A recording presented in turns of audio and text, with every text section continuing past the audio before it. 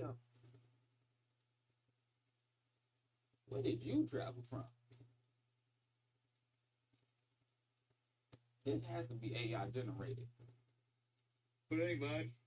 Yeah, not much. How's your morning going? Pretty good. That's good. Oh, this might be real. Y'all ain't about to say too much then, 'cause I want to get into heaven. So I'm going to go ahead and log off. We go walking around.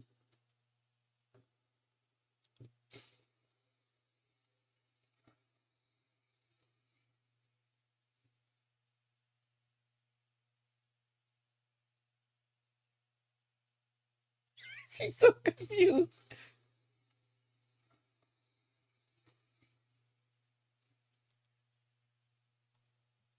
Oh.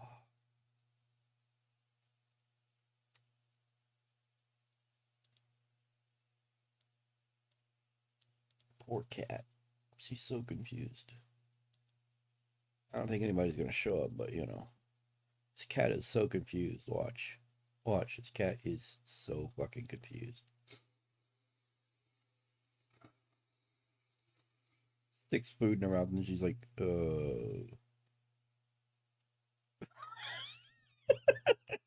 That's a look. Oh, that was good. That's a look. Same things. You would have thought this was a waffle, right? That is a waffle. And mind you, look at That's straight up a waffle. Looks like a waffle. It walks like a waffle, talks like a waffle, acts like a waffle. It's got.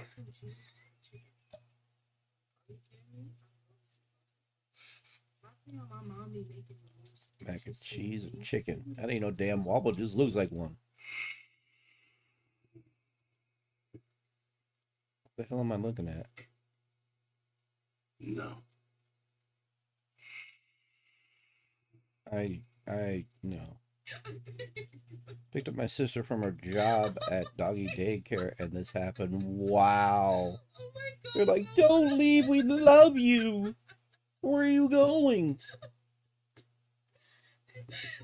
They don't want you to leave. Those dogs love her. Nah, it's not funny. Nah, it's not funny. I've got It's school. not funny. No, it's not funny. I'm not laughing. I'm not got laughing. school. I've got school. Nah, I see drawn on my Does face. he say school?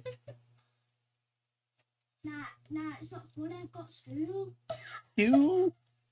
Nah, I'm not laughing. I've got I'm not school. laughing. I'm not school. Nah, I see drawn on my face.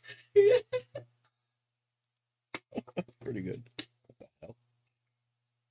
So it's a burger wrap. What? I mean, okay, sure. That's one way to eat it.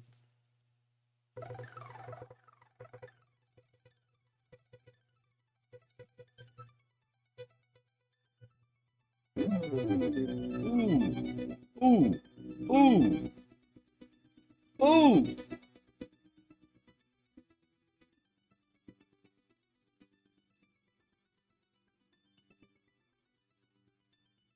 Ooh.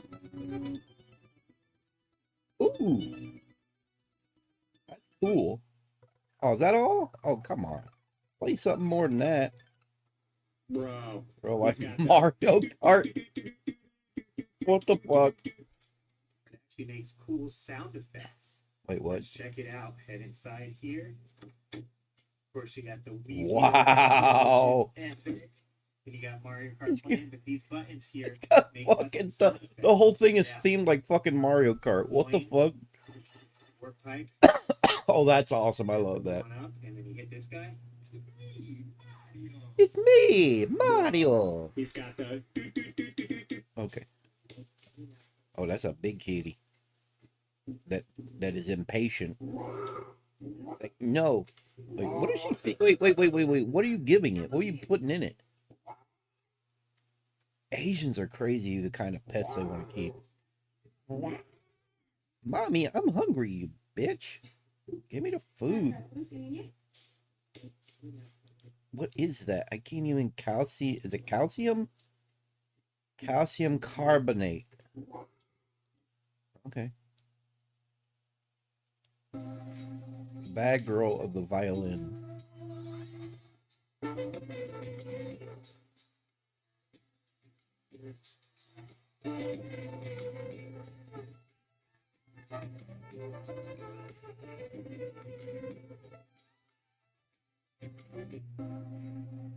Why are they so short? Ooh, ooh, ooh. My 80 senses are tingling.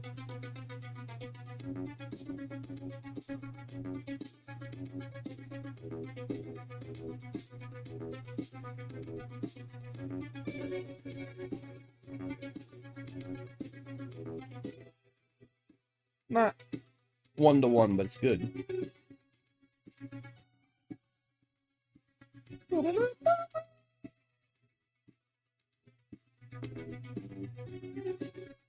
You know, I think people would like it more if they could hear it like straight up through my the computer instead of the way I've got it set up. I didn't feel like wearing these because I'm having a migraine, but they're not going to want to hear it off of this. They're going to want to hear it straight from the audio source and it just come in better. But my head is fucking killing me. My head has been killing me for a while now. I've been having migraines like you would not believe. And I think part of that is because I haven't been taking my blood pressure medicine. And part of the reason I haven't been taking my blood pressure medication is because it's part blood pressure and part fluid tablet. And every time I take it, I just pee and pee and pee and pee until I'm dehydrated. And it's fucking insane. I got to talk to the doctor about it whenever that'll be. I don't know when I get back to it. But let's fix this. That way people can hear shit. Fuck, my head is hurting. Click that in right there. Oh, speaker. Yeah, headphones. Oh. All right. So I gotta fix this real quick. Make sure it's okay.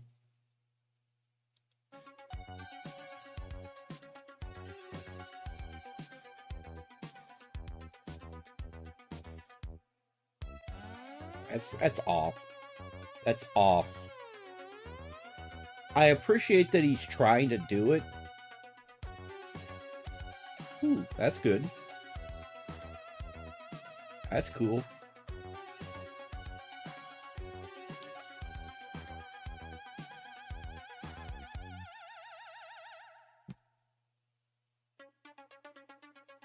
I love stuff like this. Okay, y'all. Somebody sent me to this house, and I'm happy they did. Okay, when I tell you all my fat is happy, so good, and I have a sweet tooth. Okay, so you put those in there, put the milk in here. Now this gonna look kind of messed up coming out this bag, but remember it's Oreos and milk, y'all. Just remember it's Oreos and milk. It's like a crust. It I looks ain't like tripping shit, on how it but look, it's 'cause a I know what sweet it's gonna treat. be.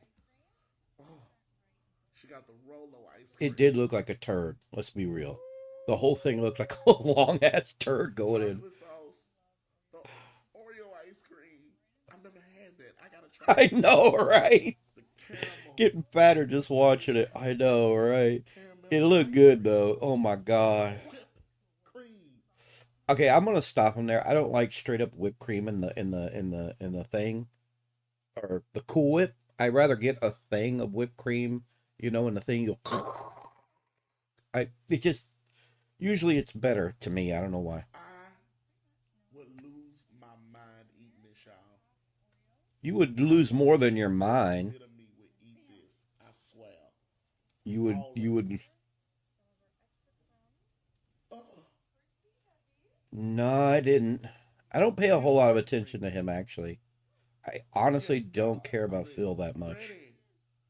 And there was a piece of parchment paper she put around. Oh my god, it's like an ice I'm cream eating all that. pie Put a little extra cake. caramel and chocolate on top of it. Good job, girl. Good job. You are gonna be really Okay, big, y'all. lady. You Somebody keep sent eating me that. to this. You know who? Yeah, I know. I know who they are. I really honestly try not to pay too much attention to any of that. To be honest, I'm in my own little world most of the time. So I don't pay a whole lot of attention to it. Like, I don't eat, sleep, and breathe YouTube drama. Most of my day is spent, like, in the living room. Well, lately it's been spent in the living room, watching, just watching, either watching TV or playing something, because it hurts to sit in here. I just like to catch the highlights. Okay, that's fair. That's fair. Yeah, I wasn't paying attention to any of it. It's like, I don't eat, sleep, and breathe. I don't eat, sleep, and breathe Phil either. So it's like, ugh, I don't know. Earlier I was over at RTU Streams. He has me as a mod, but I don't really want to be a mod. I don't trust myself as a mod.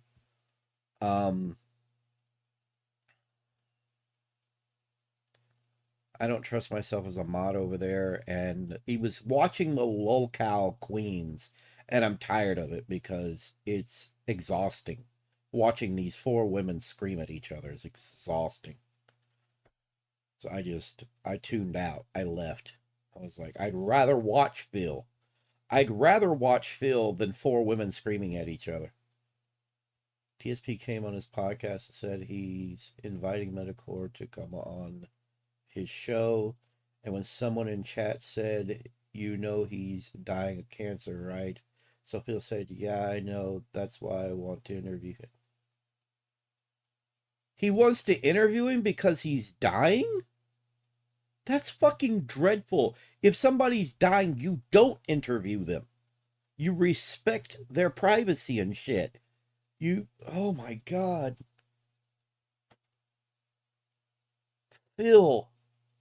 Phil, you don't know how to read the room. You are a horrible man. That is fucked up. Somebody's dying of cancer. You don't sit there and go, yeah, I want to interview him because he's dying. What? What kind of fucked up shit is that? He said it's because Medicare wanted to interview him back in the day, so he wants to grant him a Christmas. What the fuck? Even his chat was like, that's fucked. I see. Phil is not right in his head. Phil is not right. Phil is mentally unstable. Phil. Oh my god.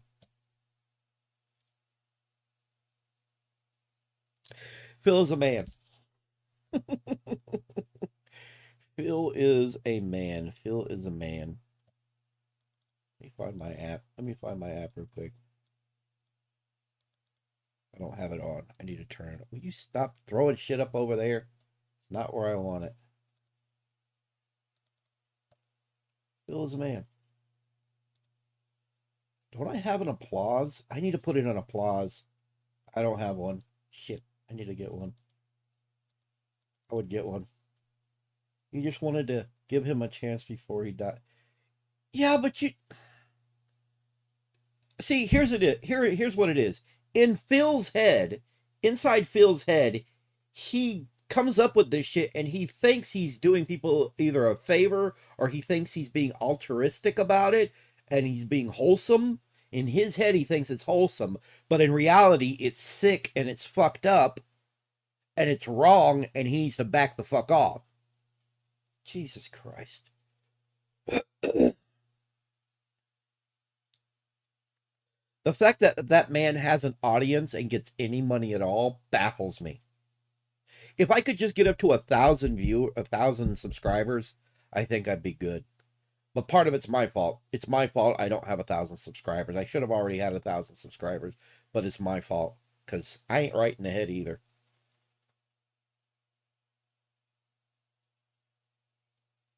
It is. It quite literally is one of the worst things that's ever come out of his goddamn mouth.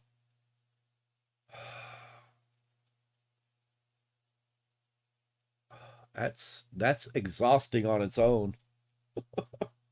That is exhausting on its own. The song based on the drum beat. Maybe. Part 419. I feel like I'm pretty good at this sort of thing. I might be able to get it. We got a tambourine. Nice. Was that on purpose or was that like an accident in the studio? Whatever, doesn't matter. Alright, released in 03. Jesus Christ. Reached 29 on Billboard's Top 100. Is this Walking on Sunshine? Phil, Oh Phil, my god, it's corn!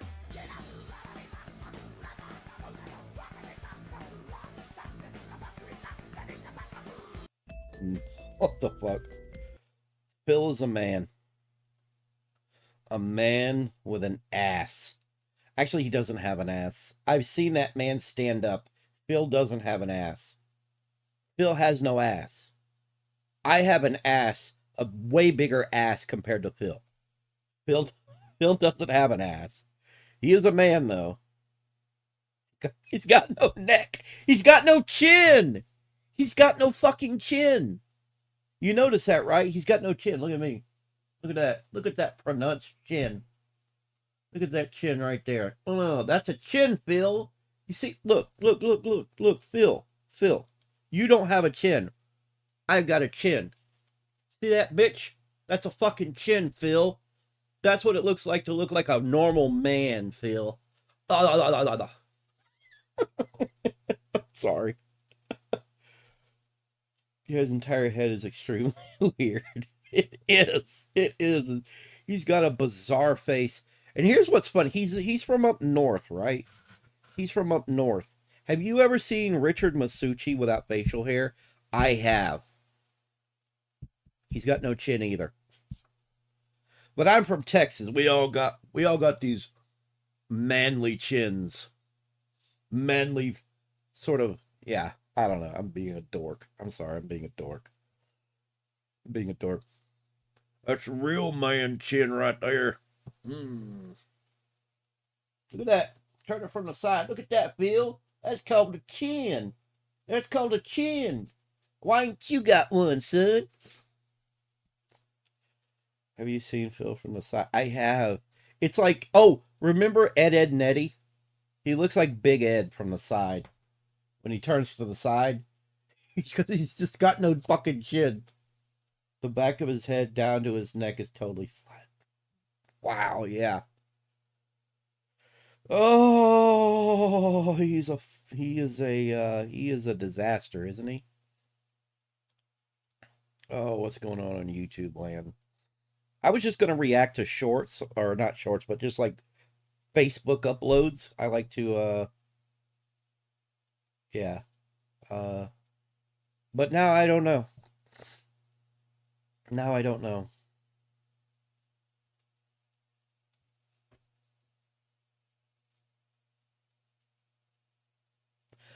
I have no idea. I was over at Rich. Yeah, I was over here. I don't know if he's still streaming or not. It's like 2 in the morning. Yeah, he's done. I was there earlier and I was like, dude, I don't want to be a mod anymore. I just can't do it. Oh, 1929 hobo biscuits? I don't even want to know. There's a lot of weird shit popping up. We got a Muppet, a VTuber, a Shillelagh, it looks like. I don't know. God, my head is killing me. My head is fucking pounding.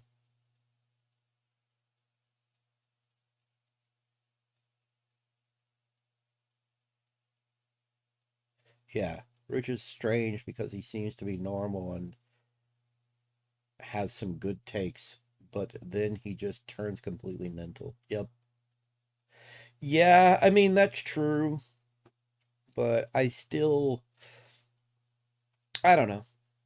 I still kind of have some respect for him, but, you know,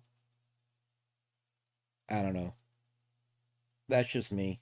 I still watch him now and then. I still disagree with him about gay. He can be, but yeah. I still disagree with him getting rid of his channel. I don't understand why he got rid of his channel. Well, I do understand, but I still think it's a bad idea. I would have kept it. Or at least I would have let people have a chance to back some of the good shit up. He just goes on tangents too much and spams his applause. Yeah.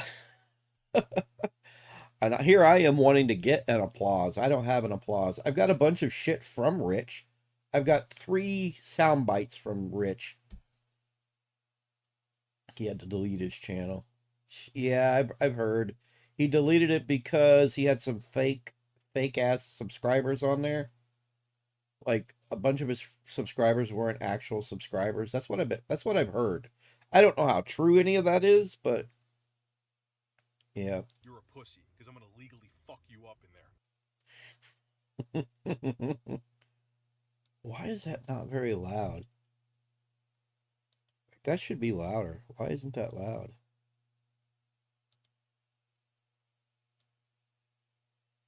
It's on there. I'm just not here. Oh, it might be because I have it down on my end. Yeah, fake subscribe. I see. I've heard that. I don't know. It's the fake views that got him because he made ad revenue money off of them. You're a pussy, because I'm gonna legally fuck you up in there. I have no idea where I got that, but I thought it was funny. Oh, fuck off. Fuck off. And this is why I am fucking done.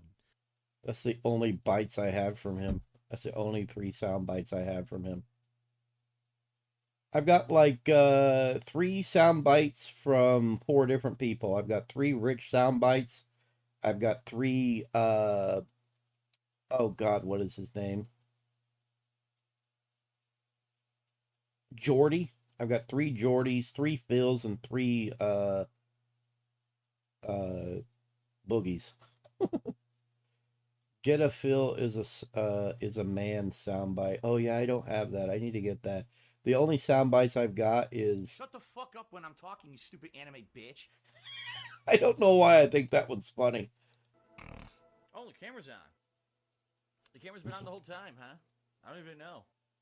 Hello. Hello. Hello. You are a fucking bold-faced dirty liar. You are a bold-faced dirty liar. The snort. Yeah, I know. I need to clip that out, like the snort on its own. Shut the fuck up when I'm talking, you stupid anime bitch. Wrong one. Oh, the camera's on. The camera's been on the whole time, huh? I don't even know. Hello. Hello. Yep. Twitted my fucking tipples as part of the abuse, and she twisted my balls in my dick. Go fuck yourself. I think you are the lowest of the low. I think you are the worst of the worst. Hello. Sways from side to side. What? Hello.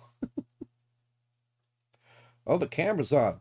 It's been on the whole time. He is so, like, okay. He reacted in a weird way because the way I would have reacted wouldn't have been that way. The moment I realized the camera was on, I wouldn't have go, oh, the camera's on. It's on the whole time, huh? No, that wouldn't have been my reaction. It would have been, oh, sweet dear God, it was on. What the fuck?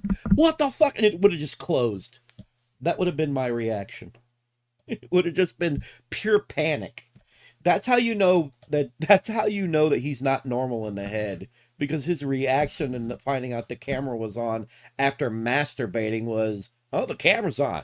It was on the whole time, huh? I didn't even know. Hello. Yeah, I would have lost my shit if the camera was on and I was mad. Could you imagine me sitting here just going,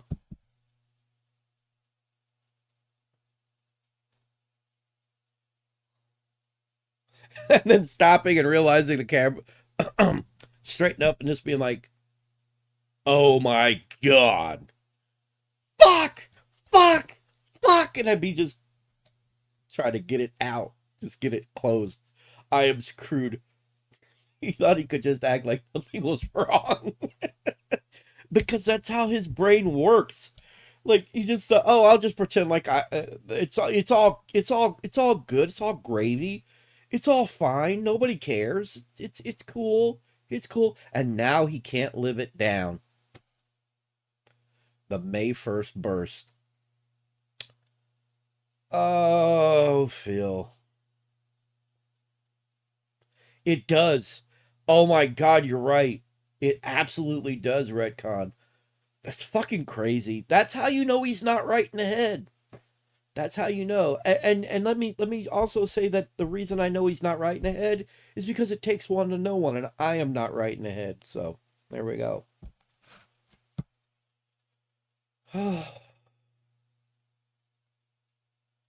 It would upset me too. Actually, I'm gonna say also the fact that I just lost somebody to cancer makes this even worse. So I know what Medicare. I know what he's going through right now. I just lost an aunt of mine to cancer. Yeah. So but then you have to ask yourself, okay, I have mental problems. I know other people with mental problems, and they don't act like Phil acts. So how fucked up is he in the head? How fucked up in the head is Phil if I'm already fucked up and I don't do shit like this? Like, I've got my issues, but I would never do something like this, but he has no problem doing it. That means he's really fucked up in the head. That means Phil is not right. I need an applause. I don't want one like Rich has, though. I want a different kind of an applause. I want something like 90s with people going, ooh, ooh, ooh, ooh, ooh, ooh. I want one of those. I think my biggest issue with the applause is that Rich uses the same exact applause every time. He doesn't have variety. It seems he doesn't care about other people at all, or even cares to understand why they feel. That's because he's a narcissist. Phil is a fucked up narcissist. They don't see this shit. They don't know how to read the room. They don't get it. They don't understand. It's because he's a narcissist. It's just how they be. And here's the thing about being a narcissist. You're not born a narcissist. He was right. You have to question his parents and their parenting skills, because his parents clearly didn't, no empathy. None at all. They don't want to, because everything's really about them. It's all part of being a narcissist. That was what was driving me crazy about Lolcow Queens. I couldn't keep watching Lolcow Queens because Becky, she's fucking worse than, yeah, it's like, I can't. That's why I also don't pay a whole lot of attention to him. It's exhausting. It's exhausting paying attention to Phil. Tina? You can't stand Tina? I love Tina. Yeah, but usually when she screams, she has good reason for it, I feel like. But she's like, I don't know, there's something about Tina. I think it's because she reminds me of a lot of women where I live. Big, loud white women. Big, loud, old white women. Oh, okay. Hey, Ichiro, how you doing? See, I didn't know Tina before this, so I didn't know anything about it. I've been in a YouTube community with her for over a year. Ooh, okay. Yeah, I don't know a lot about her. All I know is that she's on that show now, and we've had a lot of Oh, I think she's nasty. Like, I like her, but I think she's a nasty person otherwise. Like, you could be, I get the feeling, you could be sweet as pie to Tina. You could be so sweet with her, so kind, so nice to her, and she would still treat you like shit. She would still lash out at you. That's what I think about Tina. And she is a grifter scammer, not a nice person at all. Okay. Well, I'm going to be honest. Her and Becky both. Tina and Becky both seem like grifters to me. Scammy, horrible. Just they're both horrible. You have two horrible people in the same, interacting with each other, She flip-flops on her word constantly. Yeah, see, I didn't know anything about her until that show. I didn't know anything about her. Actually, let's be honest, I didn't know any of those women before this show. I didn't know they existed. I didn't know who these women were. I knew nothing about any of these women. And Becky, I don't know. Becky and Tina, I don't really care for those two. The other ladies, though, are fine, though. Yeah, she seems entertaining at first. I felt the same way. Yeah. Until I got to know what she's actually like. Yeah. But Rich kept watching them over there, and I couldn't watch it anymore. I was just like, I can't do this anymore. I gotta go. And at one point, I made a joke, and one of his mods got pissy with me. So the show is called Lolcow Queens, and I made a joke about thinking it was a bunch of gay guys arguing with each other. Get it? Queens. And one of Rich's other mods kind of got pissy with me. He goes, "I'm gay. What of it? What are you trying to say?" And I said, "It's just a joke, Jesus." And he goes, "Well, I'm joking too." And I'm like, "Dude, you're not fucking joking. You got pissed off. You're being an ass." So I ended up blocking another mod. I was like, "Nah, I don't need to be here. I do not need to be here. I don't want to be here." So I left Rich's stream. I was like, I can't go. This is malarkey. This is garbage. I can't do this. I was tired of him watching Lolcow Queens, and I don't know. I can't make a joke. It's like I can't make and that's a pretty harmless gay joke, honestly. It was a harmless gay joke. Like you can't tell me you've never seen interactions between gay guys where they refer to each other as a queen, right? Okay, it's just a thing that they've referred to each other as queens, right? So when I heard Lolcow Queens, I thought, a bunch of gay guys. I thought I'd make a joke about it. And his audience is offended so easily. Jesus. And then they act like, "No, I'm not offended. I'm making a joke with you." And they were, and then they started it. Then they started in on some bullshit about if you can't handle.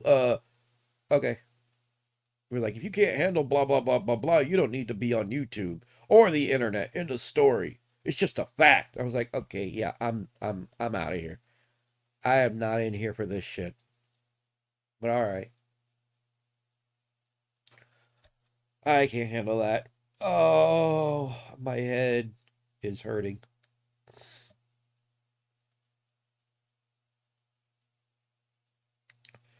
Irish stick fighting and Irish martial art.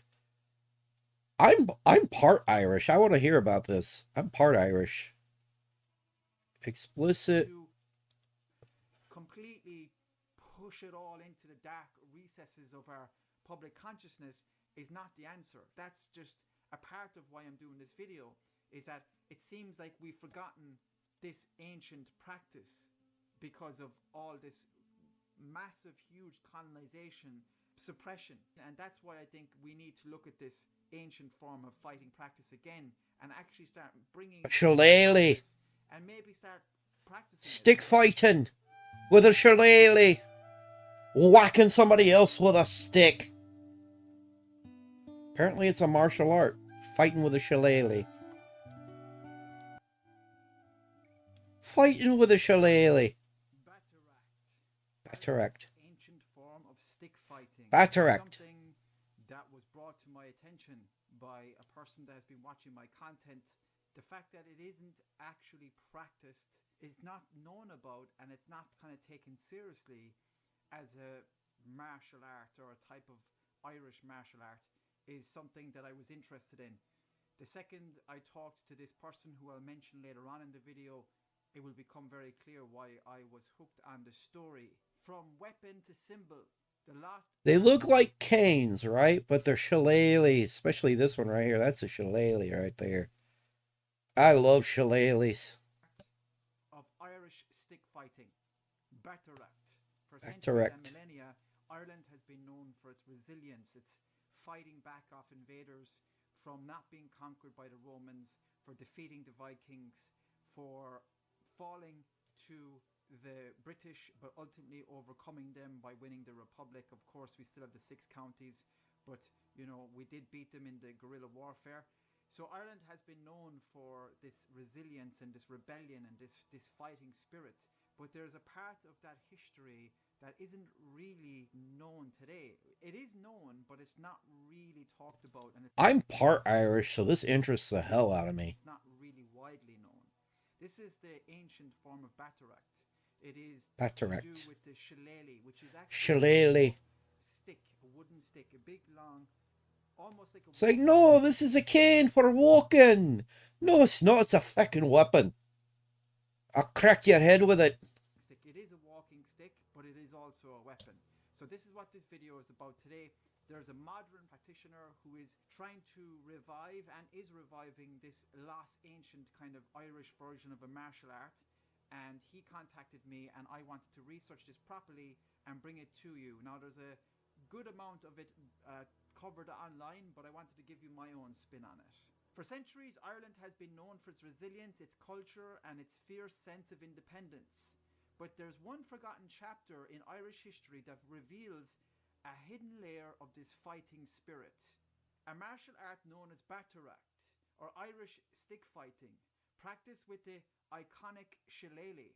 Today, the shillelagh is often seen as a simple walking stick or a symbol of Irish heritage, kind of like, almost like the Americans have kind of kept it going. Why the hell is my desktop? I'm screwing up here. But it's kind of something that the Americans would buy, like you wouldn't see I'm such an idiot. Irish people with this, except for the older generation. But obviously, its roots run. Oh yeah, that's a shillelagh right there. Those are shillelaghs. I like those. Wielded all forms of sticks, including shillelaghs, cudgels, and other forms of stick weapons. This has been happening for millennia. Bataract was a traditional martial art of using a stick, typically of a blackthorn tree, Blackthorn. wood, shillelagh in combat, and there is this whole huge supernatural kind of part of around the blackthorn with fairies and whatnot. Close to the fairies and stuff. Yep. So this is almost like the ultimate shillelagh. The shillelagh can be constructed with other woods, but when it's formed with the blackthorn, it is something very special. In the hands of a skilled fighter, this humble stick became a powerful weapon, offering protection and status. Whether in the narrow alleyways of the city, I would love to get a shillelagh. hills of rural Ireland, the art of the stick was more than just a way to defend oneself. It was a symbol of pride, strength, and Irish identity. It is even likely Ireland's greatest heroes, such as Brian Boru, would have used or been trained in this form of fighting. Clubs, cudgels, shillelaghs, everything was used in, medieval warfare, because swords, there was times when you couldn't have these weapons, slingshots and spears, clubs, as I said, shillelaghs. See, this is my this is my thing. Whenever black people sit there and they go, white people don't have culture, bitch, we definitely do. I'm part of Irish culture. We have culture. Don't say stupid crap like that. My Irish ancestors are pissed off at you right now. And every culture had like tribalism at one point. Or is tribalism the right word? We were like tribes. We were very native. Like we didn't have the kind of clothing that that we have nowadays. It just took longer for certain cultures to get into the modern era.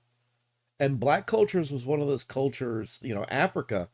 They didn't start having, they didn't start dressing with regular shirts and whatnot until later. They didn't come into the modern era. And even still, I mean, if you go to Africa, there's all kinds of clothing going on over there. It's not like we have here. But my point is just, being out in the woods, being in hardly dressed in anything and having a spear or a stick and whatnot and hunting for things. We all were there at one point. We were all very Neanderthalish at one point or another. Every culture's been there. Medieval Irish warrior. It's very likely that even going right back to the likes of Cuchulainn and Fionn McCool and stuff like that, that this would have been something that was prominent.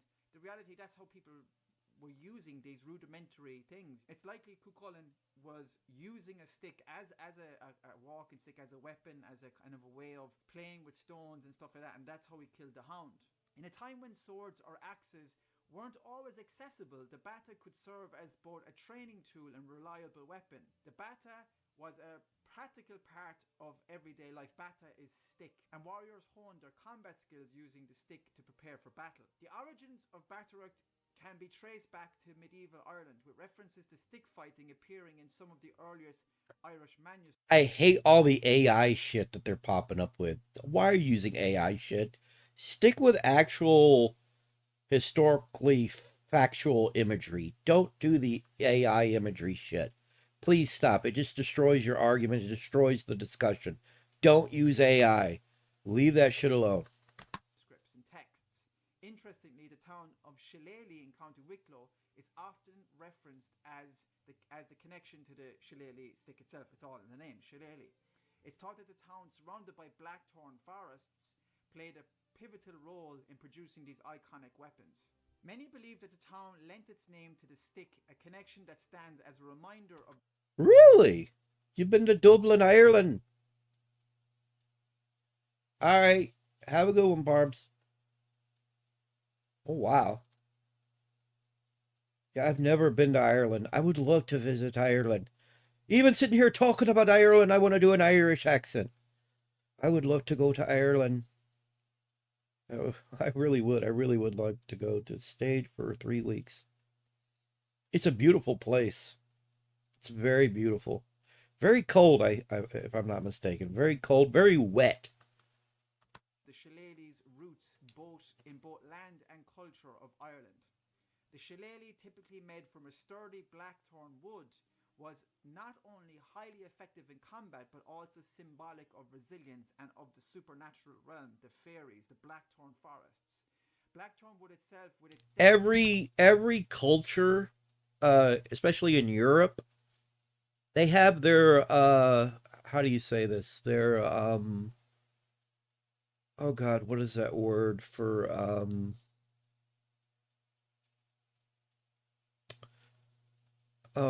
mythologies. They have their own mythologies. Climate-wise, it was not that different from Seattle. Oh, my coworker there told me, sorry for the weather. Wait, you are from Seattle. Never mind. Oh. But yeah, every culture, I believe, on this planet actually has their own mythologies. From what I understand, like every culture has a mythology. Like freaking, yeah, like things that when you say a mythology, things that aren't necessarily real. They're not true, but they're just superstitious thing, or superstition gave rise to these things.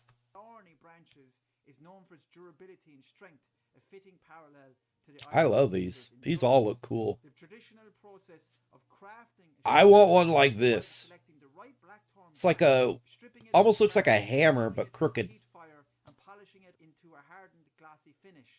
The result was a beautifully crafted, weighty stick that could withstand both wear and combat. But why so few have heard of this ancient Irish art form today? Why so few... I love how you're talking about this thing existing, but there's no like examples of how it works. Are you just whacking somebody on the head with a stick, or is there a stance? Do you stand a certain way? Do you block with it a certain... What is it? I mean, you're not really going into that. You're just drolling on and on and on about it existing. That's no. I would like more detail, please. Thank you. This is something that is very unique and weird about Irish culture. There's a lot of this stuff that's been suppressed and pushed away. A lot of it's down to the British empirical colonization. A lot of that it's down to sucks. the Roman Catholic suppression. There's a lot of it down to the fact that things were bet out of the Irish people, out of the Irish side. Oh, that sucks. We became shameful of these things. There was this other element as well, where the Americanization or the capitalization of these products and the kind of romanticization has kind of turned us off it as well. It's not to blame anyone here, but there is an element of us being kind of a little bit ashamed or pushed away those kind of images of ourselves, these stereotypes. Something I'm going to cover in this video. How does this practice so closely tied to Irish culture fade into obscurity? To understand this, we need to look back to Ireland's tumultuous history. During British colonization... And I think Ireland and Scotland kind of have, like, their similarities in their histories and whatnot, I think. I might be wrong.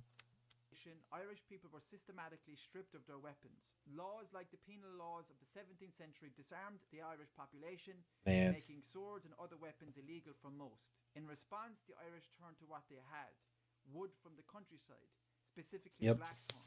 To craft a weapon that could serve both as a tool for walking and, when needed, as a means of self-defense. Very, very, very clever. As historian John Hurley notes in Shillelagh, the Irish fighting stick, the penal laws could take away Ireland's swords, but they could not disarm Ireland's spirit. In Northern Ireland during the 18th, 19th centuries, batteracs became widespread, particularly during events like fairs and gatherings, where disputes were settled with a display of skill and strength. These faction fights, massive brawls between rival families or clans, were common, and the shillelagh was a weapon of choice. One infamous example I is like the that. Fair That's Pollack cool. War in County Galway, where hundreds of men engaged in bloody faction fights over the years. As John W. Hurley writes in Shillelagh, the Irish Fighting Stick, faction fighting was an expression of ancient clan warfare, rechanneled into a different social landscape. But according to a well-written article by the news website Vice, they talk about the ritualized nature of faction fights that were not necessarily all about formal disputes. The myth of the violent Irish hooligan, perpetuated through popular culture representations, authored most frequently by their British rulers, hinges on the shillelagh, a weapon that is as ancient and enigmatic as Ireland itself. The purpose of a faction fight could be due to numerous issues. It seems the primary motivation of large-scale shillelagh battles was the ritual, the performance of shillelagh law, which, while violent and dangerous, was also somewhat romantic and fashionable. Factions would often agree ahead of time to a melee, and then meet at a specific time and place to parley, and then fight. Women and children attended to watch, music played, and both sides would stand in lines, facing each other, while singing, taunting, laughing, and generally building up morale before the mounting tension broke and each group prepared to charge. It goes on to describe how the faction fight ritual would play out and how specific rules and laws had to be abided by. As historian John Hurley carefully outlined, I don't know if I can sit here and just keep watching this, though. There's a lot here. It's like, God, a total of 25 minutes and something seconds. those rules in his book referenced before. My ADHD won't let me. Rules. If a faction is greatly outnumbered, members of the more numerous faction must join them in order to even out the sides. It's amazing. It just seems like this wasn't really always about like clan versus clan. It seemed to be more like a kind of a very heavy-duty sport. You know, if a third faction is Ireland, we're beating the shit out of each other with a stick as a sport. involved, they should join with the less numerous faction. Again, this seems pretty weird, because if you were against each other, why would you join each other, you know? No attacking of one man by more than one man. Now, there's many more. One-on-one. If you want to check it out, John W. Hurley has So, kind of like fencing, one-on-one. written on that. Fencing with a hard stick, a hard glossy stick across the head. This is crazy. It just shows me that this is really a ritual. This is like a sport, a blood sport, or a kind of like, you know, and people condemn this, but like we watch MMA, we watch UFC, we watch boxing, you know. We watch people beat the shit out of each other. This thing that I am thinking about, you know, when I'm reading all this, is that we innately need to, you know, get this violence out of us. You know, I go to the gym, I need to punch a boxing bag. If you made it this far in the video, I would really appreciate if you would like, subscribe to the channel, hit the notification bell, also leave a comment, let me know your thoughts, even if you don't like the I think that's every culture. I will try to comment. Every culture has this, like, anger and violence that's built up and pent up, and you got to get it out. All of this really helps me continue the channel. Also, I have posters and I also have merch that's coming out soon. Everything is linked bertiebrazenfilms.com. All of it supports the channel. And if anybody wants to donate to PayPal or anything like buy me a coffee, they're all linked in the description. And actually, we'll just have a little. I want a shillelagh. Here as well. Thank you so much. This just makes me want a shillelagh. Just makes me want a shillelagh. I want to buy a shillelagh. Ooh, I can buy a shillelagh. Oh. Oh, I could buy a shillelagh.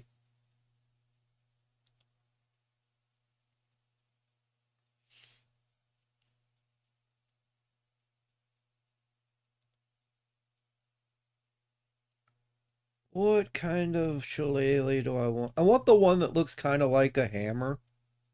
Is the kind of shillelagh I want. I want the one that looks like a hammer. Almost. Yeah, lucky shillelaghs. This one right here, lucky shillelagh. I want one like this, kind of bowed with like the hammer shape on the end. That's the kind of shillelagh I want. I want one of those. It's a fucked up stick. A fucked up crooked stick. Oh, that's the kind of shillelagh I want. Because I could do some damage with that blunt part right here. Pop! Over the head. Who you think you be fucking with? Pop! Just knock him over the head. Hopefully I won't kill them. Oh, there's some people around here I would like to hit with a shillelagh. Just pop them upside the head. It's cool that there's a place you can buy a shillelagh. But I would love a lucky shillelagh. There we go, lucky shillelaghs. Ooh, I can order one. Holy crap, they're not that bad. A large one, $35. Holy crap. Holy crap, I want a large. Yes, I want a large shillelagh. Large shillelagh for $35. I would send them the money for a shillelagh. I would. If I had the money, I'm going to save up and get me a shillelagh.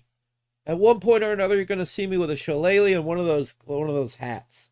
I love those hats that they have. Those are good hats. Oh, my head. Back to the video. While faction fighting was steeped in tradition, it wasn't exactly seen as honorable by all. The Catholic Church in particular played a significant role in suppressing these faction fights. As the church's influence grew throughout the 19th century, priests actively discouraged such violent gatherings, urging Jesus. to avoid the moral dangers of brawling. The church promoted peace, self-restraint, and communal harmony, viewing faction fights as a symptom of lawlessness that of course. Spiritual and social progress. Father Theobald Matthew, known as Macho. the Apostle of They don't say Matthew, it's Macho. Curtailing faction fights across Ireland through his temperance campaign. True. His anti-drinking movement started in 1838, drew millions of pledges from people eager to abstain from alcohol. This shift in attitudes impacted the prevalence of public gatherings, faction fights, which commonly involved alcohol-fueled disputes. Listen, I don't disagree with the realities of, people getting absolutely smashed and everybody fighting each other. And I'm going to be absolutely abundantly clear here. I'm not saying that violence is the answer to anything, but perhaps we need he stuffed his hat with stuff to protect his head. Cathartic kind of, because we watch this stuff. Like, cathartic. You know what I mean? Cathartic. People argue. Sometimes anger needs to be expressed. Punch a boxing bag. Like it's a kind of a requirement to completely push it all into the dark recesses of our public consciousness is not the answer. Yeah, you can't ignore that it existed. It existed. It definitely existed. It's a real thing, and because of all this massive, huge colonization. Yeah. And, suppression, and that's why I think we need to look at this ancient form of fighting practice again, and actually start bringing it to the surface, and maybe start. See, but throughout this whole video, I have not seen a good demonstration of the practice of what it was. I don't know if there's any form or stance or anything. Bataract is how I'm seeing that it's pronounced online, so I know there could be slight changes to that, the way that's pronounced with different dialects, but Bataract seems to be the one that the consensus is with, and I apologize if anybody reads that differently, but that's my research has said Bataract. Father Matthew's own words captured the sentiment, condemning faction fighting as deadly and disgraceful, especially in a society seeking moral reform. The combination of Matthew's influence and the church's disapproval contributed significantly to the public perception of Bataract, changing from an honourable skill to a relic of a more chaotic period in Irish history. You see, an honourable skill, and it was basically thrown into a kind of a shameful view, like that we should be ashamed of it. And then ultimately, I don't think any culture should be ashamed of their history or anything like that, except for American culture. Americans, we should have never had slavery. That was wrong. Slavery never should have happened. Like, that's a part of our history we should be ashamed of. Any part of history where we do some horrible shit like that, yeah, we definitely, yeah. That yeah. Pure in their intentions, took this thing that they were proud of, because us immigrants went over and we brought it with us, but then it became this romanticized thing, and it just turned into a kind of a commercial thing, which I'll get into later on. I don't see why that's such a bad thing. I mean, at least it's remembered. At least, I would quite like to learn more of my Irish heritage. So it's not about giving out I'm glad the Americans kept it alive. Don't get me wrong. Actually, I'm really proud the fact that they kept it alive, because if they didn't, maybe we would have totally forgotten about it in certain respects. British authorities were also keen to suppress any form of public disorder, including the mass brawls fueled by Bataract. Ooh. The practice was pushed into the shadows, slowly fading from public life. And yet the shillelagh carried on, crossing the Atlantic with Irish immigrants during the Great Famine. It was the chaotic streets. So yeah, that's where that's where my family, part of my family, on my dad's side, my father's father, they came over because of the famine. My grandfather, he's Irish. He's completely Irish. He came over here because of the famine, looking for work and food and a better life, He came over here, he met my grandmother, they got married, had my father met my mother, and then here we have me. And my accent is terrible. I apologize, I'm trying. And that was true. The neighborhood known as the 5 Points. As we all know, that movie, Gangs of New York. The 5 Points neighborhood in New York was a melting pot of poverty, crime, and cultural tension, with a large population of Irish immigrants. Here the shillelagh was more than just a symbol of Irish roots. It was a street weapon. The notorious gang, the Dead Rabbits, used shillelaghs in their brutal clashes with rival gangs like the Bowery Boys. These street battles mirrored the faction fights of Ireland, where the bata was still used as a tool of survival and dominance. As described in Tyler Anbiter's book 5 Points, the Dead Rabbits often engaged in street battles using shillelaghs as a weapon of choice, continuing the tradition of Irish faction fighting in America, which is fantastic. Obviously not the violence and the deaths and all that, but the fact that they kept it going there is just so cool to me. It's so cool. And that's where the romanticism came from, of course. And I love that there it is. If you ain't got a weapon, find a stick. Anything can be a weapon. That kind of whistling, and they're all walking out. I fucking love that. I really love that. That's so cool. Like, it captures something really primal in me as an Irish person. In a way, the Dead Rabbits carried on the tradition of Bataract, turning the shillelagh into a weapon of defiance once more. But despite its role in the underworld of New York, Bataract itself never became formalized or institutionalized, unlike other martial arts in the world that were adapted and preserved through schools and organizations. Instead, it lingered in folklore memory. So, we have, Taekwondo, we have karate, we have all different kinds of martial arts from, Japan and other parts of Asia, China and whatnot. There's all these different martial arts from around the world, but for some reason, an Irish martial art is just completely fucking lost. or almost completely fucking lost. Further with each generation. So how did the shillelagh transform from a feared weapon into a symbol we know today? The answer lies both in the cultural evolution and romanticism. Historically, the shillelagh did evolve from a weapon, crafted often from blackthorn and hardened through various techniques like fire smoke treatment, to an emblem of Irish identity and resilience, especially noted in immigrant communities. Over time, as faction fighting declined, it became more of a cultural artifact and symbol rather than a fighting tool, maybe more so like a walking stick for elderly people. In some accounts, it represents nostalgia for Irish rural life and the struggles of past generations, reflecting Ireland's resilience and humour while travelling with immigrants across the world. The shillelagh and the fighting Irish symbolism continue to resonate in modern culture, notably, obviously, in the United States. Yep. One of the most famous examples, as we all know, is the Fighting Irish logo of the University of Notre Dame, featuring a leprechaun with its fists raised. This is where the problem happens with us Irish looking at that, right? In essence, it does kind of echo the resilience and warrior spirit associated with Irish heritage. Irish American neighbourhoods also embraced this imagery, while shillelaghs and faction Irish motifs in pubs, sports clubs and cultural events as symbols of toughness and pride. In Ireland itself, however, there is a sense of distance from this kind of romanticised image, partly because it overemphasises the stereotypes that us Irish have been subjected to, you know, of aggression, drinking, leprechaun. Yeah, but would you rather it be forgotten altogether? Because that was the option, it feels like. It feels like the option is it gets romanticized and it still gets remembered, or it doesn't get romanticized and everybody fucking forgets about it. Etc.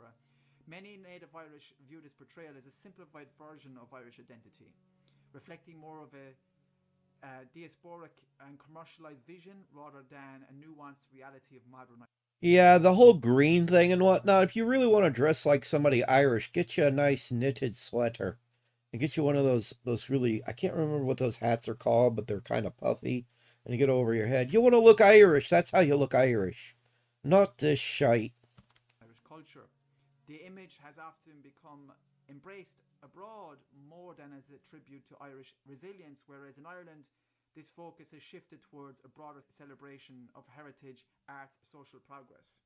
To get on to the person who brought it to me, into my attention, practitioners such as Bernard Leddy, who I'm very grateful for bringing this video or bringing this idea to me as a video. He is ensuring that Batteract is not just a relic but a living practice. Leddy heads the European section of the Doyle family style. Now, something I should talk about, and probably I didn't get into in the video, is the Doyle family were the main practitioners, and they kind of made it into a format, a kind of a style of fighting. So this is what Leddy is involved with now. He actually was studying under one of the Doyles, and that is how he has learned his martial art of Batteract. Oh, yeah, there we go. That's what I was waiting to see, is how you fight with a stick like that. How is that martial arts? Now we're finally seeing footage of it. His path to becoming a Batteract master is as fascinating as the art itself. Beginning his training as a child in Shokotan karate, Leddy went on to study judo and aikido, reaching the rank of 3rd dan. As a prison officer, he gained first-hand experience in handling high-stakes situations. I bet the use of sticks was probably interesting in that environment, which further honed his understanding of real-world defense. After a severe accident halted his aikido training, he returned to his Irish roots and sought a new path. Under the guidance of Glenn Doyle, a hereditary stick fighter, as I mentioned earlier on, the Doyle family were very prevalent in this ancient art form. Leddy became a certified instructor committed to preserving and spreading the art of Batteract. Thank God, and thank you to Bernard Leddy for his dedication to the traditional Irish stick fighting, because it's reflecting a larger movement, one aimed at reviving and preserving this powerful martial art. That is cool to me. So yeah, anytime somebody says there's no white culture, you're goddamn well is. There's Irish culture, there's Italian culture, there's all kinds of, yeah, we have a culture. It's why we had things like that other cultures romanticize. Okay? Like fucking I've seen black people romanticize knights and armor and shit, things of that nature, kingdoms and whatnot, and having a sword and shield. But that's white culture. And you're gonna tell me there's no white culture? I see black people romanticize that shit all the time. Hell, I used to see a lot from Japan that would romanticize it quite a bit and would tap into like the oh God, I forgot that word again. Uh that mythology. There we go. The mythology. Tapping into the mythology. Right? And we would see this in Japan, you know, with a lot of anime and whatnot. They would tap into sort of that mythology of knights and armor and things and such as that. And then they tell us, and then other people in the world tell us, "So white people, you're white, you don't have culture." Bull fucking shit.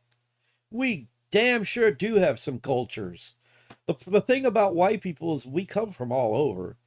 And not all of us started off speaking the same language. We all started with different languages, you know?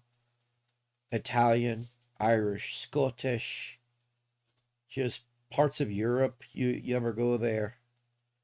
There is history, there is heritage. So, Lady, through coaching courses and seminars, introduces new generations to the art of Baccarat, reminding them of the skill, discipline, resilience that define the Irish tradition. As we explore the shillelagh's journey from a tool of survival and honour to a cherished emblem of heritage, we see a profound story of cultural endurance. Baccarat is a testament to Ireland's resilience, a martial art born out of necessity, refined through generations and woven into the fabric of Irish life. And now, through the dedication of Bernard Levy and the Doyle family lineage, this ancient Irish practice is finding its place once again, inspiring a new generation to connect with the strength and spirit of Ireland's past. And there's one thing that I'm going to do in the next while is I'm going to travel to Bernard Liddy and I'm going to get an actual lesson from Bernard and I'm going to put it on camera and give it to all of you as well. Bernard actually bought my book, The Forgotten Prince, as well, and I'm going to show the picture here now. So if you're interested in that, because the likes of Brian Boru and his sons would have used clubs and cudgels, they would have used the likes of shillelaghs in their own combat life as warriors in medieval Ireland. So if you're interested in learning more about the Battle of Clontarf and Brian Boru and Donnacha Broadair, the Viking pirate, make sure you get a copy of The Forgotten Prince like Bernard has here. That's awesome. The disconnect between the romanticized fighting Irish image and the reality of Ireland's cultural history requires an embrace of Irish heritage with a sense of pride akin to how other cultures honour their martial arts traditions. This means recognising that Irish stick fighting, or Baccarat, while sometimes violent, also symbolises resilience, skill, and community identity that emerged despite centuries of colonisation, suppression, and division imposed both by the Church and Empire.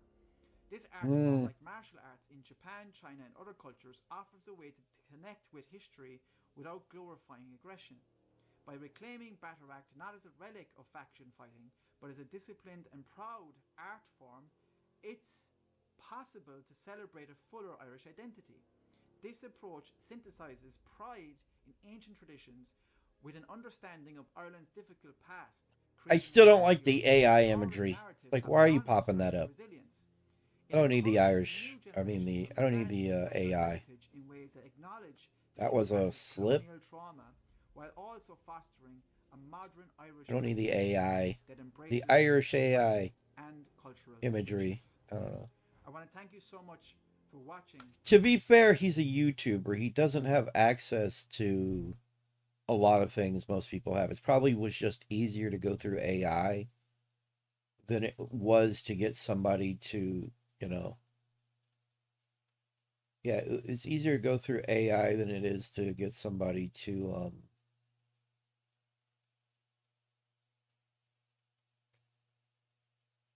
paint something or whatever, you know. If he doesn't have the money, he's a small channel, you know. But yeah.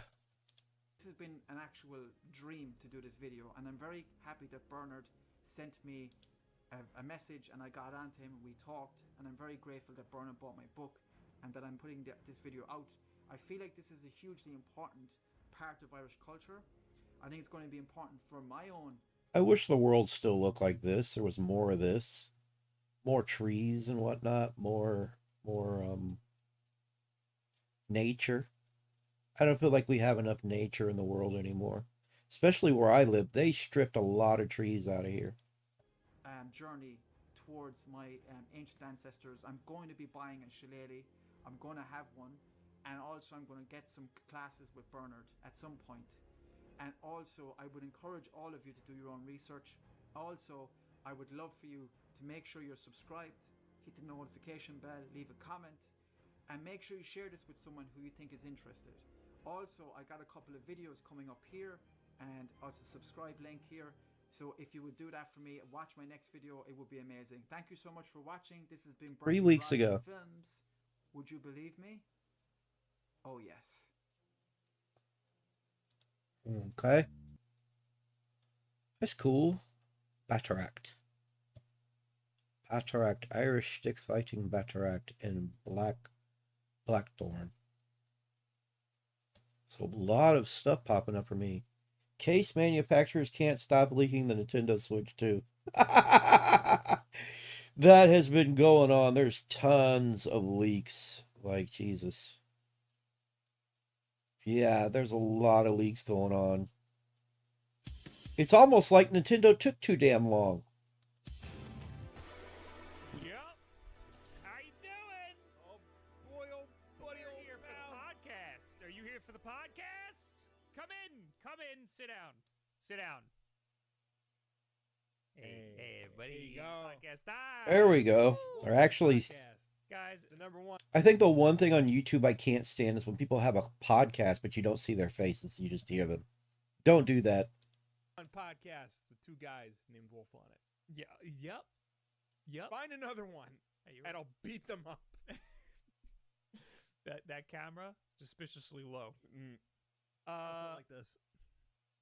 Okay, that works. I mean, this is how I usually sit at home. It's uncomfortable, but I'm old. Hi, everybody. Today, many things to talk about. Before we get into any of it, though, guess what? We're getting Tetris games on Nintendo Switch Online. Yes. Now we've talked about this before. NES. You know, it's not a big deal to me because I've been able to play all kinds of Tetris games for years. Because instead of waiting on Nintendo to get off their ass and actually figure something out and re-release old shit or whatever, I just like, fuck it, I'll just download the ROMs and everything. You know, readily available ROMs and ISOs and whatnot, and just emulate. I don't have the patience for a company to figure their shit out.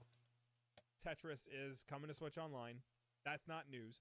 What is news is that in a video posted to Nintendo's YouTube channel, starring Tetris creator himself, Alexei Pajitnov. Yeah, I saw we're that. Also getting Tetris DX for the Game Boy Color. Oh, yeah, I remember that one. Yeah. Cool. That is, it's weird because like the DX line of Game Boy Color games were like essentially color remakes of Game Boy games, but like enhanced with like new-ish features. Right. Yeah, it's funny. I don't actually like the Game Boy, the DX one, because the music is just completely different. It's completely different. I would have rather somebody just colorize the original release of Tetris for the Game Boy. Don't know what the new-ish features of Tetris DX are. You know, when Tetris 99 came out and I first played it, everyone was telling me I was bad, because I was. But everyone was being like, why don't you just hit up? Or why aren't you storing your, like hit up to like slam the guys down? Or why aren't you... No, you hit down to slam them down. Oh, whatever. Or why aren't you storing your, why aren't you storing your Tetraminos to use later? Because you couldn't store your Tetraminos to use later in the Game Boy version. Exactly, That's the only version that I played. Yes. And believe you me, like Tetris... That's how I am. When I was playing Tetris 99, I was just playing it like classic Tetris. I wasn't playing it competitively. I just wanted to play some fucking Tetris. This is a perfect game. I have said this before. I will bang that drum till the day I die, which might be soon. I'm old. But Tetris is a perfect game. It was a perfect game back when it came out in the 80s. It didn't need any of your fancy modifications like storing Tetraminos or sliding it around on the floor to get like the last inch. Yeah. in, you know. You could do that. You could do that a little. But like by one block. Nowadays, you could like basically slide it across. You the get like a whole lot of yeah. leeway. Yeah. I mean, they've made a lot of modifications. Yeah, but like, it didn't need it. Like, can you slam the pieces down? It's not so much a slam as much as it is like a fast drop. Yeah. Like you can You hold down. you hold down and it goes fast, but you can stop it to like make it go slow again. Yeah, I remember in the newer versions there is. But not my kids. Okay. We're not gonna do that. So I don't know. I feel like we should pre-record something or have something on a weird day or something. Yeah. Because going 2 weeks without a podcast That's a lot. is a lot. It's bad for the algorithm. But we will not be live for the next 2 Tuesdays. Yes. So I guess we'll see you on all Christmas. the way on the 7th after this. Yeah, I'm to the point where I kind of want to move up north. I don't know. I'm tired of Texas. I want to move. I don't like being here anymore. I'm tired of the weather. And I'm tired of the politics. I just don't want to live in this fucking state anymore. Yeah. Sorry, everybody. I'll be Twitch streaming and releasing videos and stuff. Anyway, what else? Oh, yeah, one more thing that I want to get off of my chest right here at the top. I got an email. Okay. It was breaking right before we went live. Don't look. Okay. I got an email from Famous Birthdays. Okay.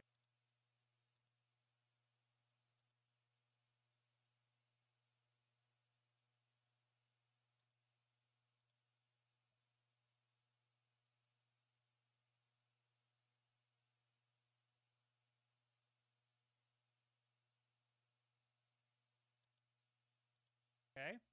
This was to my email. Mm-hmm. And it says, fans of Will Wolf are visiting his Famous Birthdays profile. But there's something missing. His video. We love for Will to send in a Q&A video. The video will be on his Famous Birthdays profile. Here's how it works. Reply to this email stating your interest. All right. I guess that's all that stuff. I guess also Edward Boba, thanks for the for the gifted sub, and Mr. Game and Tech, thanks for the 9. But company first shared a look at the back of the case online on its social media page. With it came the message, we will not be answering any questions at this time. Just under 20 hours later, D-Brand doubled down with a link directly to a page titled Switch 2 with even more looks at They need some pop filters. That's annoying. I don't like watching anything or listening to anything where they don't have a pop filter because the constantly just the bass from the into the mic over and over again just drives me crazy.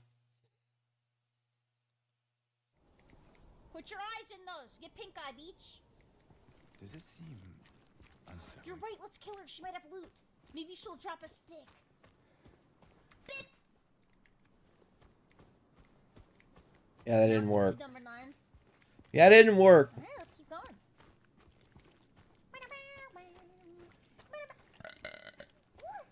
I think that was my dead wife possessing me. What? The old ball and chain. Am I right, boys? You are not right, Chibidoki. Chibidoki is not right. Oh, I sure hope it does. That's why I was voted funniest of the year. Just saying. This is why I was voted funniest of the year. This is also why I will not be holding that title 2 years in a row. Oh, stop. Both ways, Twink. Open the door. It's open. I sure hope it does. That was short and pointless and not much to it. Oh, well, it is called Chibidoki Shorts. There we go. That explains it. I feel tired and I don't know why. I did just take blood pressure medication. So that might be it.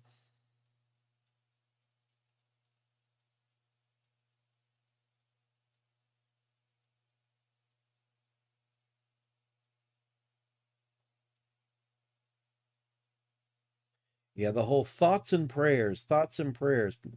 They say that because they don't actually care.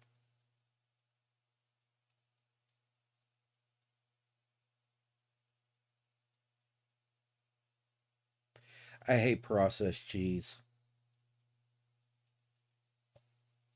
Why hasn't Blood Omen been remastered yet? That's a good question. Blood Omen 1 needs to be completely remade. Blood Omen 2 could just be remastered. I made a video recently talking about why you should support the new Legacy of Kain Always a British person. Always. Soul Reaver remasters, and it did really well on my channel, so I want to thank each and every one of you for tuning into that video, leaving your likes and comments. It's I want this game, I just don't have the money for it. been really nice to see the support. But I did notice one thing in the comments that just kept on coming up. Blood Omen. A lot of comments were mentioning how much they loved Blood Omen, and they were quite disappointed to see that Blood Omen wasn't getting remastered in the new Soul Reaver remasters. Remade. I think it needs a complete remake. It was a 2D top-down game. They need to just completely remake that game. Blood Omen 2, on the other hand, would have been nice. Here's what I think is going to happen. I think they're going to remaster Blood Omen 2 and Legacy of Kain Defiance. Those two Legacy of Kain games, those are going to be the next ones to get remastered. Mock my words. But as far as Blood Omen 1 goes, it's not. It would have to be remade. With some people even saying they would have rather have seen Blood Omen remastered over Soul Reaver 1 and 2. Me personally, I grew up with Soul Reaver 1 and 2 and Defiance as well. I knew of Blood Omen, but I never really checked it out. There's Blood Omen 2. They were probably talking about Blood Omen 2. They were probably not talking about Blood Omen 1. Until a few years ago. And admittedly, I really did get hooked on it. I was watching hundreds of videos talking about the lore and the story. So whilst I have dabbled with this particular game, I know the story and I've grown to really appreciate that game. And I do agree to an extent. I love that big ass sword with a skull on it. I really, really wish I could find a sword like that. Somebody could make me a sword like that. Would be awesome. Some people want the sword from The Legend of Zelda. I don't. I want the Reaver. From Soul Reaver, from the Legacy of Kain, I want the Reaver. Much as someone who's not actually played the game can, that the story in Blood Omen is arguably better than the story of Soul Reaver. This game is the first in the Legacy of Kain series, and it's really laid the foundation for Soul Reaver with Legacy of Kain. And it has to be said, the lore of Nosgoth and Legacy of Kain series is legendary. But it is a very fair question to ask, why wasn't Blood Omen remastered? Well, in today's remade. It needs to be remade. Video, we're going to be looking into some of the reasons as I think they were asking for Blood Omen 2. They weren't asking for Blood Omen 1. I think some wires got crossed, some discussion got confused. Why Blood Omen has not yet been remastered, so sit back, relax, grab your cloak and it would have to be a remake, not a let's get into the remaster. video. The Legacy of Kain series began in 1996 with Blood Omen Legacy of Kain, developed by Silicon Knights and published by Crystal Dynamics. Blood Omen is an action RPG that tells the story of Kain, a nobleman who's brutally murdered by a group of assassins, but instead of staying dead, he's brought back to life as a vampire seeking revenge on those who wronged him. Kain tries to take control of the land of Nosgoth, and he quickly learns that his resurrection is definitely a part of a bigger and darker plan. The world of Nosgoth is on the brink of collapse, and Kain is caught in the middle of a battle between powerful forces, including the corrupted Circle of Nine, a group of vampiric leaders who have twisted the land's fate. And throughout the game, Kain has to confront his past, fight his way through enemies, and grapple with his newfound vampiric powers. Along the way, he uncovers secrets about his death, his resurrection, and the terrible fate that awaits Nosgoth. As Kain's powers grow, so does his arrogance, leading him to make some choices that set the stage for the conflict and betrayal that follows in the later games in the series. It's a very dark, story-driven adventure filled with twists and turns. Blood Omen was generally well received by critics, praised for its dark and immersive world, its engaging story, and unique action RPG mechanics, which really stood it out from other games at that time. However, Blood Omen was a low-budget title compared to other major releases, and it didn't achieve massive commercial success straight away. Yeah. This is partially because it was released during a time when 3D graphics and more mainstream action games were becoming the focus, and Blood Omen had more of a niche gothic appeal. Yeah, I think the studio also didn't have a lot of funding. They went with what they had to go with, basically. That being said, the game still did have a very solid following, and it built the foundations for the Legacy of Kain series to continue. In terms of that, it was a critical success, and its relatively modest sales allowed the developers Silicon Knights and Crystal Dynamics to continue building on that universe, leading to the more commercially successful Soul Reaver in 1999. Soul Reaver garnered a much larger fan base and helped establish the series as a franchise. Soul Reaver's success was a pivotal moment for the Legacy of Kain series, but even as the franchise gained momentum, the journey wasn't without its challenges. Despite its critical acclaim and growing fan base, the tangled ownership rights between the developers created a serious obstacle for the series down the road. And this leads us to our first reason as to why we haven't seen a remaster for Blood Omen. There's a complicated legal mess surrounding Blood Omen, and it kind of makes it tough for anyone to easily re-release or remaster the original Blood Omen. When Blood Omen was released, it was a collaboration between Silicon Knights and Crystal Dynamics. Now, after release, the relationship between the two unfortunately soured. This tangled ownership really created complications when trying to re-release or remaster the original games. The ownership split doesn't just affect Blood Omen, it actually has a ripple effect across the entire series, with both Silicon Knights and Crystal Dynamics holding different rights to the series. Future projects. See, I never knew this. I thought one was a publisher, one was the maker. At the moment, there's no real way to confirm what exactly soured this Custom relationship. It's speculated online that it was creative disagreements or disagreements over ownership, but Crystal Dynamics developed the more successful Soul Reaver and its sequels. They're in a better position to continue the franchise, but with the lack of full control over Blood Omen and its assets, it significantly limited their ability to revisit or improve the original game. And as a result... Actually, I think it's quite the opposite. They would have to completely remake it. They couldn't use anything from the original and would have to tell probably a slightly different story. They could just make a remake, title it differently, and be like, yeah, it's basically a remake, only not because we don't want to deal with legal issues. Fans of the series are left with no real clear way of experiencing Blood Omen on modern consoles, and Blood Omen has unfortunately become trapped in this legal limbo.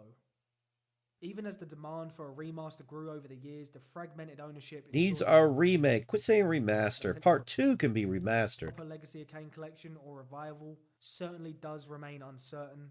Okay, so let's say down the line we sort out all the legal problems. That brings us on to reason number 2. Blood Omen will face a major technical challenge when it comes to modernizing its graphics. Unlike Soul Reaver, which was built using a 3D engine, it's easier to update. It would have to be a remake. I keep saying this. Enhancements or just a simple like you can hear me. Blood Omen, however, relies on an older 2D sprite-based technology. The game's visual... That's not true. Let me explain something about the PS1. Every game used polygons. Every game. Even the 2D games were polygons. They just used perspective and simple shapes. Just flat shapes. Symphony of the Night, Castlevania Symphony of the Night, was literally just a 3D game stuck in a side view. It's a completely it's a 3D game, but not being 3D, but everything is 3D. Like, because the PS1 didn't have sprite-based technology. The PS1 couldn't display just straight up sprites, and it didn't have, you couldn't even make a sprite engine. So you had to fake it. You had to use these simple rudimentary polygons. This is a, believe it or not, it's a 3D game. It's just stuck in this view. But it still would need to be remade. You can't remaster it. Visuals are made up of flat, pre-drawn images that aren't really as flexible or scalable as 3D assets are.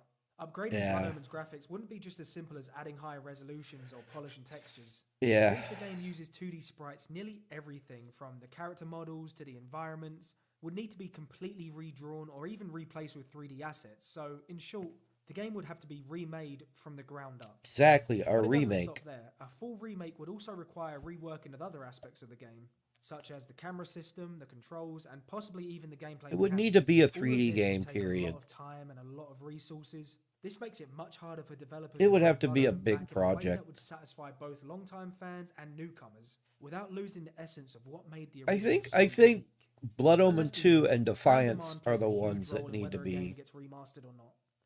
Whilst need Blood to be Omen clearly has a remastered. loyal fan base, Soul Reaver has a much more broader appeal. It's often considered one of the greatest action-adventure games of its time, thanks to in part its groundbreaking mechanics like the ability to shift between realms. That innovation alone sets Soul Reaver apart. Here's the thing about the shifting between realms. all it does during that process is it warps polygons, it morphs the landscape. It's the same location, they just kind of distort shit a bit.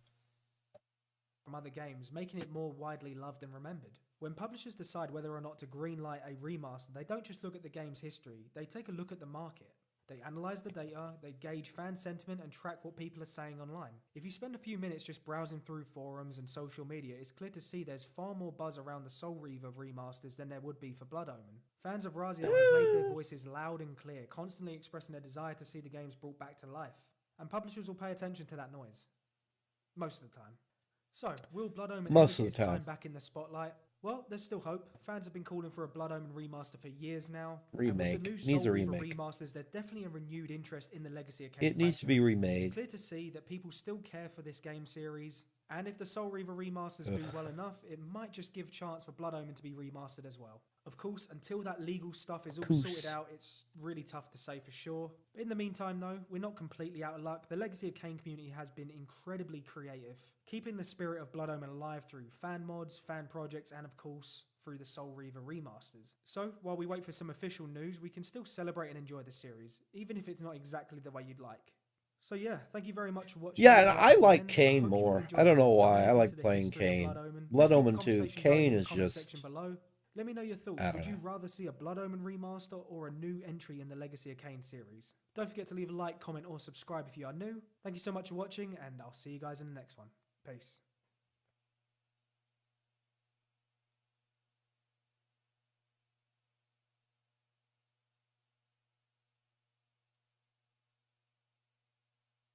It's all over.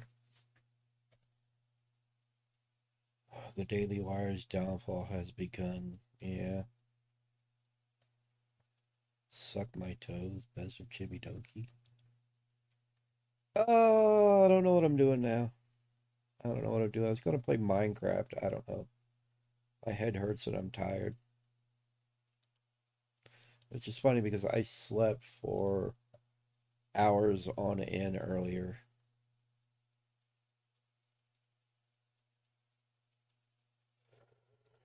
And then I woke up, took some blood pressure medicine and everything, and ate, and now I'm just like, tired. I'm waiting to find out more about Action Game Maker.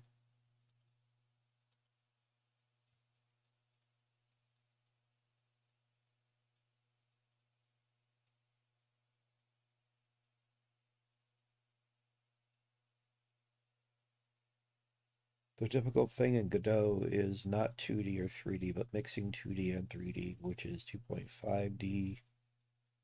You would literally have to make it in 3D and then set the camera to always be to the side a certain way. It's completely separates 2D and 3D, therefore implementing 2D functions in 3D is equivalent to making a new node. If AGM wants to implement 2.5D, it must be produced in a 3D pipeline, which means that another 3D version of the AGM node must be made. Currently, 2.5D can only be produced using a special method, using a 2D window as a material and pasting it on a 3D polygon, or use a 3D viewport as a material and attach it to the 2D polygon. You would think there would be a way just to put an object inside your 2D environment and just have it like move around a certain way or whatever. I don't know. I'm waiting for the next letter.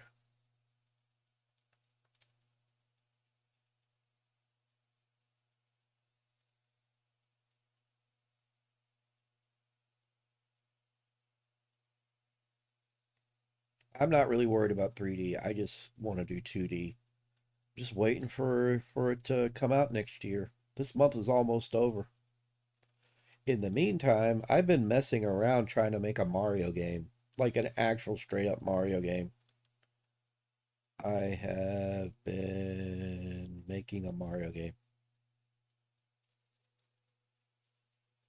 Straight up Mario game. I'm serious. I've been making a Mario game. Oh, why are you taking so long?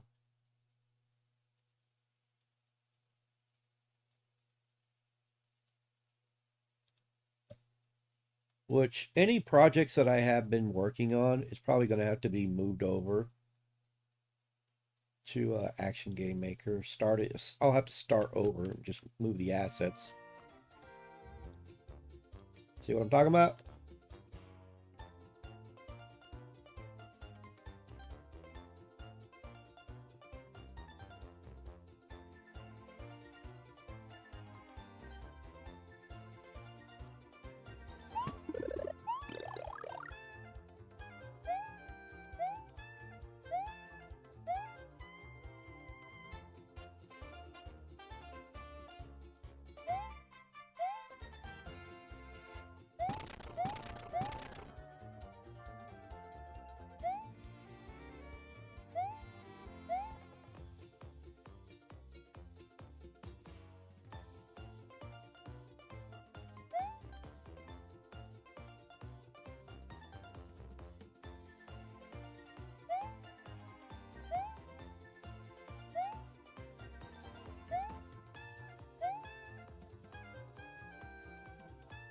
Doesn't work yet. Yeah,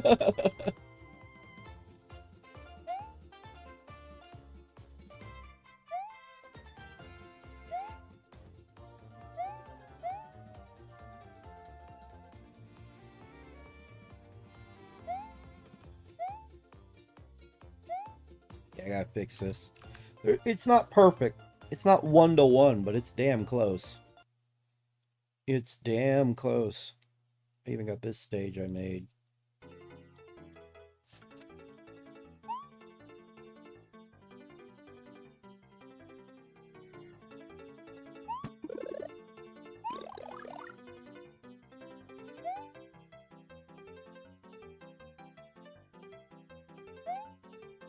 I need to add more to the level, but yeah.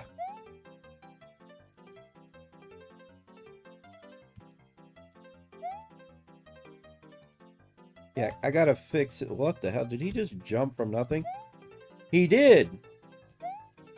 You're not supposed to be able to jump from nothing. Oh, you know why he does that? He jumps from nothing because I didn't give him a falling animation from the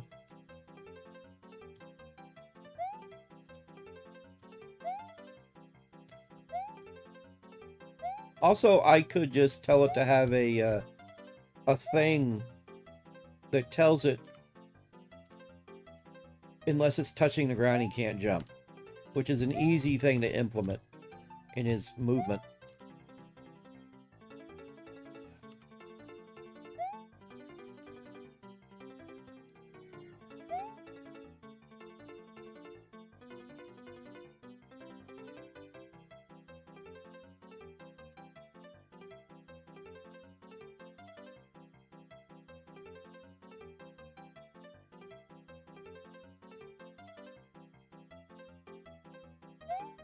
Haven't done a lot, but I've got a lot of his movement made.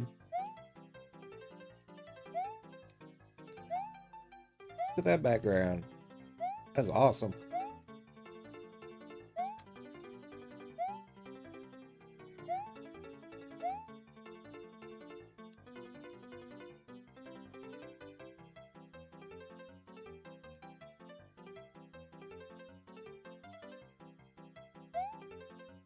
I need to add a thing for like teleporting.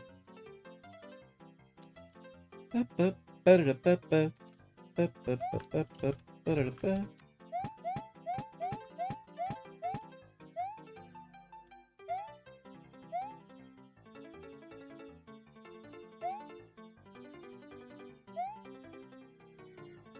I have to add power-ups for...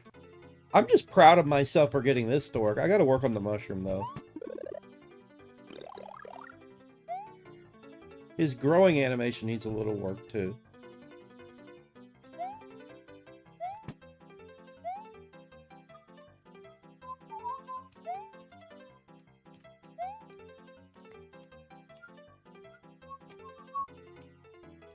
I keep resetting, just testing it.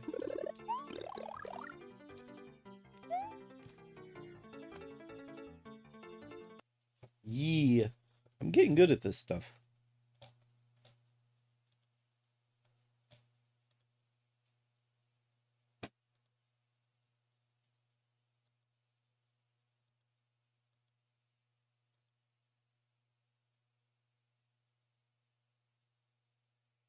Oh yeah, and I got this. I haven't implemented it, but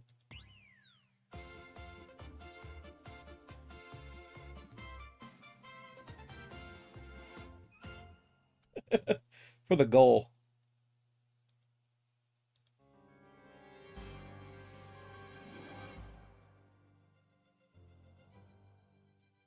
Yeah.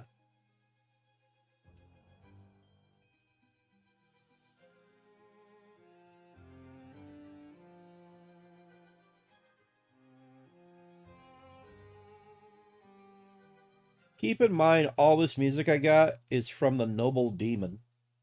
And I just did some editing to give it, like, I cut out some stuff and made it loop.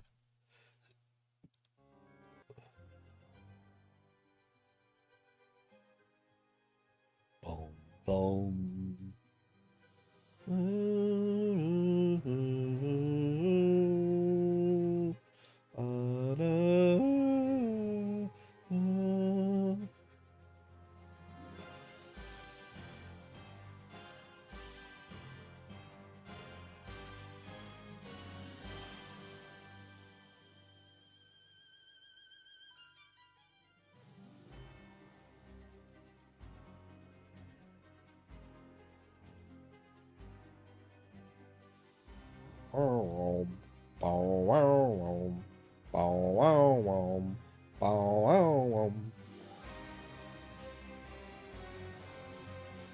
I feel like working on a castle tile set.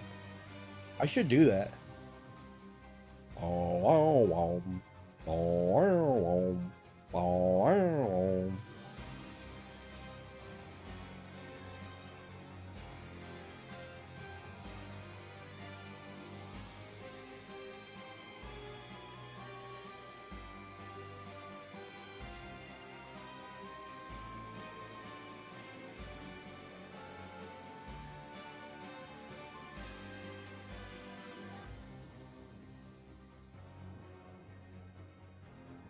That's gonna be so good. I can't wait for that.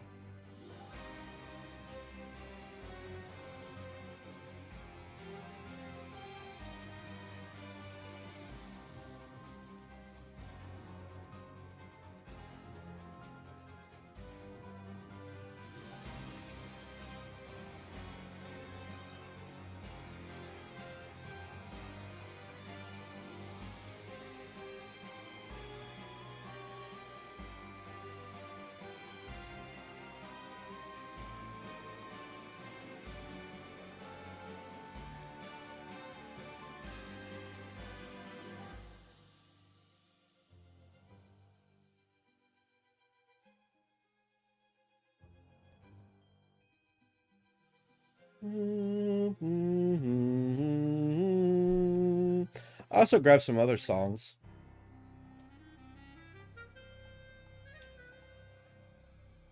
Would you like a yarmulke? It sounds like Jewish music almost. Oh, that's good.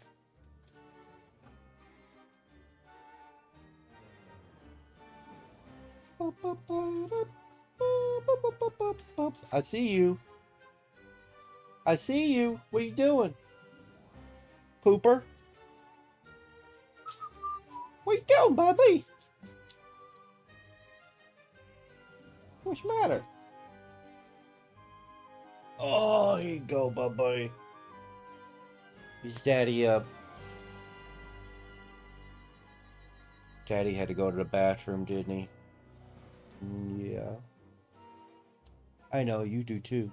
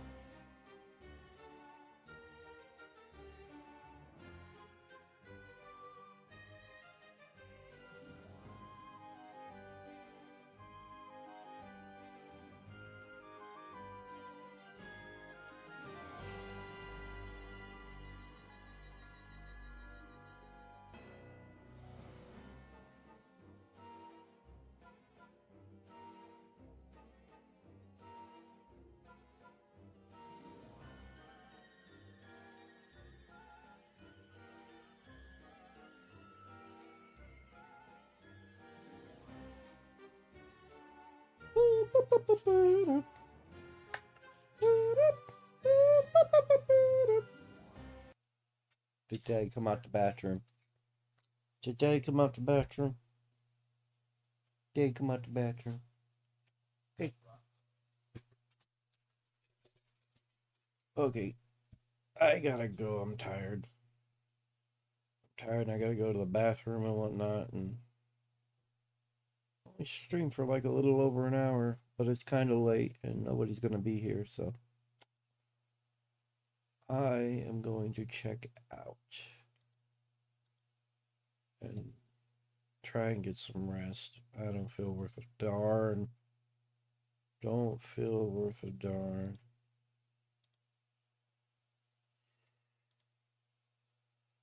I'm out. Why does it say I have 1 concurrent viewer and 2 likes? So it's like, it's saying like there's people here, but then over here in the other thing, it doesn't say anyone's here. Refresh it, and it doesn't say anything. That's weird. Huh. Yeah. Alright, I'm out.